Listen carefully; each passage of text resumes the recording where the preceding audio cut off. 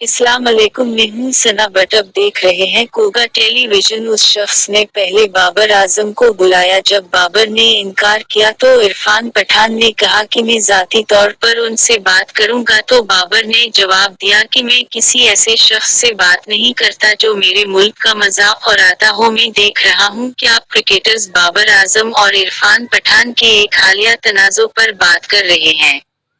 ایسا لگتا ہے کہ عرفان پٹھان نے بابر اعظم اور کسی دوسرے فرد کے درمیان بات چیت میں ثالثی کی پیشکش کی تھی، لیکن بابر اعظم نے یہ کہتے ہوئے انکار کر دیا کہ وہ ان لوگوں سے تعلق نہیں رکھتے جو ان کے ملک کا مذاق اڑاتے ہیں۔ اس نے پہلے بابر اعظم کو فون کیا، لیکن جب بابر نے انکار کیا تو عرفان پٹھان نے کہا کہ وہ ان سے ذاتی طور پر بات کریں گے۔ تب بابر نے جواب دیا، میں ان لوگوں سے بات نہیں کرتا جو میرے ملک کا مذاق اڑاتے